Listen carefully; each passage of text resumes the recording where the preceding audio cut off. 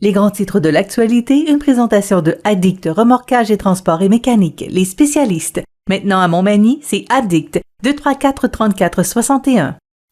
Addict Remorquage et Transport, des professionnels qui peuvent vous aider dans une situation d'enlisement ou simple remorquage. Grâce à ses équipements de haute performance, Addict c'est aussi le service de transport de tout genre et de mécanique. Maintenant à Montmagny, c'est Addict Remorquage et Transport au 234-3461.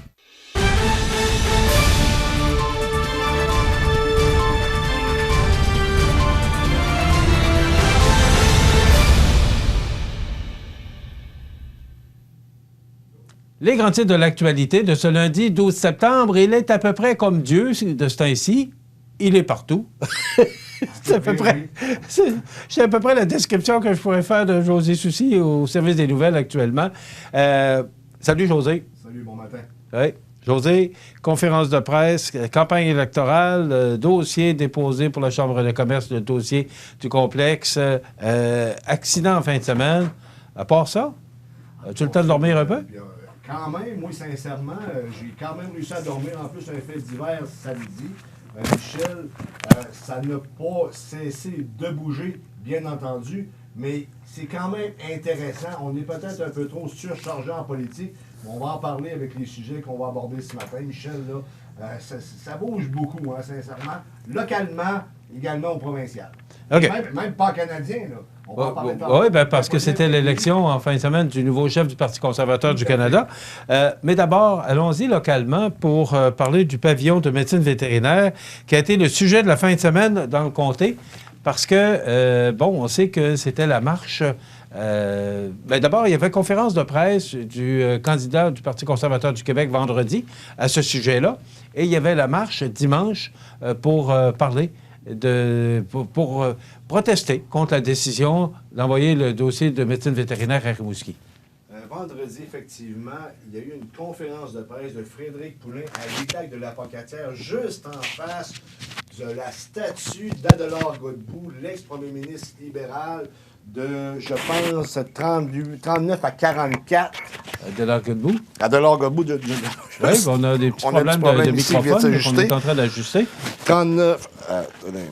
c'est ça. Ouais. Exemple de 39 à 44, me semble, si mon souvenir est bon, Michel. Et c'était très, très symbolique. Et il y a des choses intéressantes qui se sont dites lors de cette conférence en question, notamment qu'il n'est pas trop tard, selon Frédéric Poulin, bien entendu.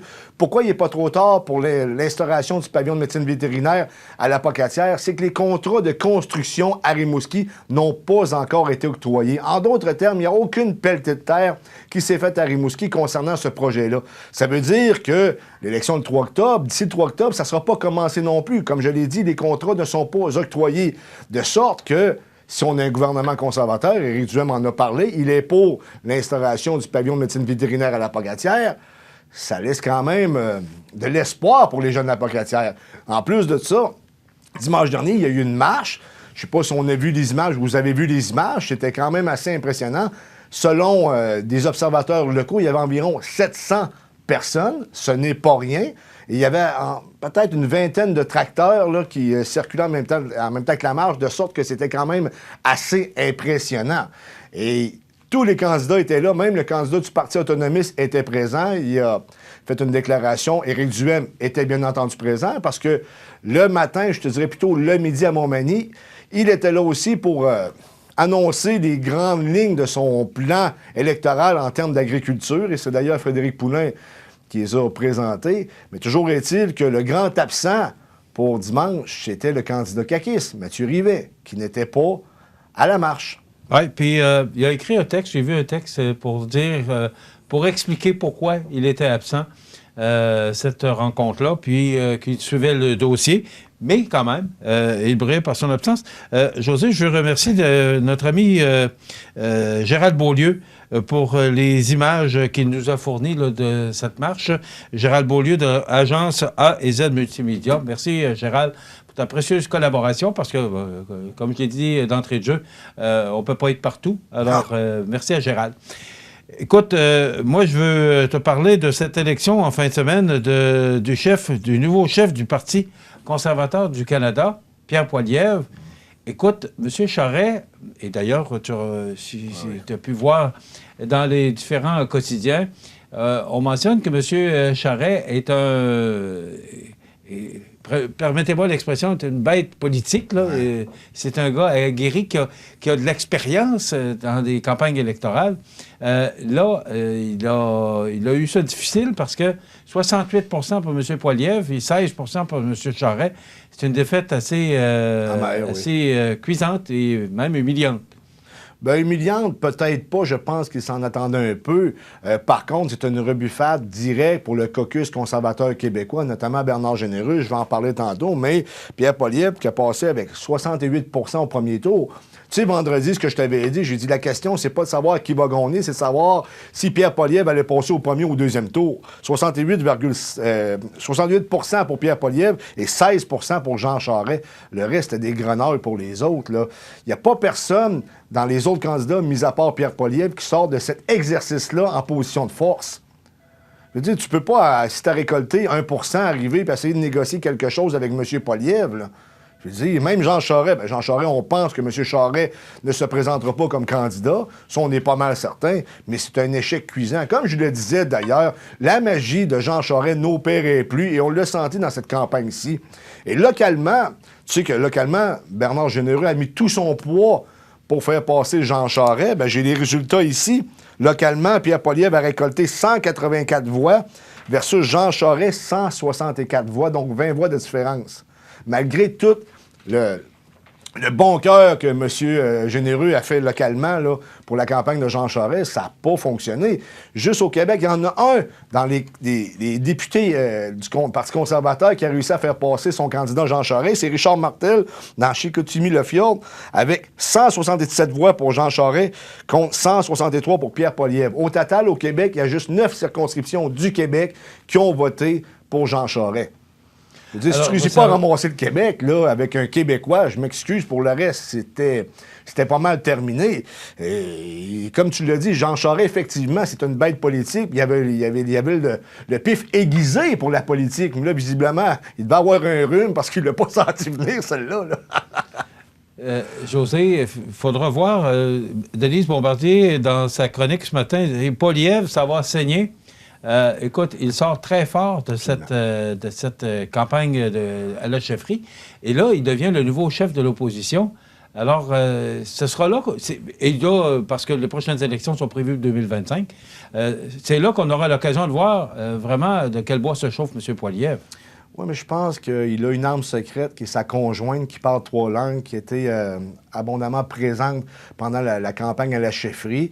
Écoute, puis je pense que les gens, même dans les médias nationaux, on a reconnu l'apport de la femme de M. Poilievre là, pour la campagne en question.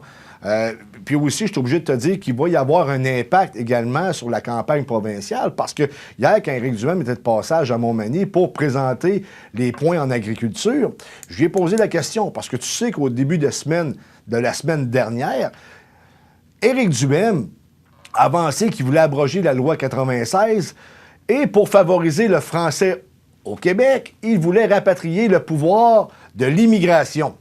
J'ai posé la question à M. Duhem hier, parce que tu sais, peut-être que tu ne sais pas, ou je vais te l'apprendre, Éric Duhem et Pierre Poilievre ont déjà travaillé ensemble dans des campagnes électorales. Ce sont des amis.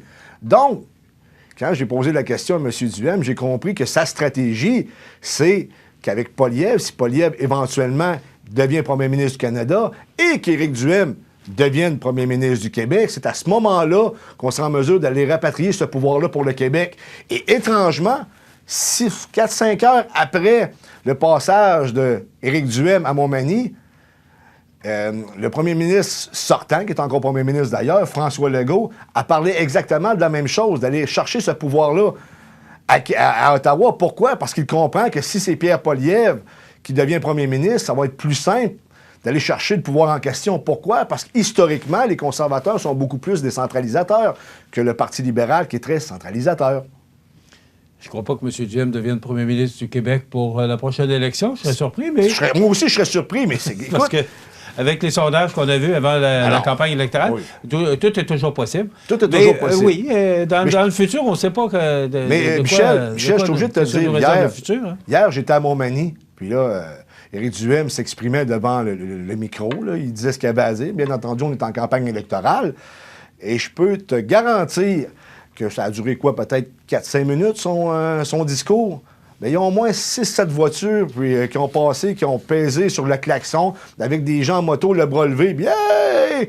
J'ai rarement vu ça quand même. Je te dis pas qu'il va remporter, mais je te dis que ça sent bon sur le terrain pour M. Duhem. Mais la campagne n'est pas finie. D'ailleurs, il y a eu des bévues en fin de semaine, si tu veux qu'on les aborde, là, ou en fin de la dernière semaine.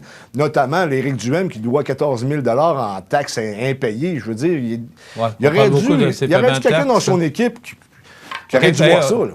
C'est terminé, José. On reprendra ça demain. Merci, José Soucy. Demain, on reçoit Francis Rouleau qui a de quoi nous annoncer. Donc, soyez des nôtres pour une autre émission. Bonjour, Côte du Sud, à compter de demain. Je vous souhaite de passer une excellente journée. À demain.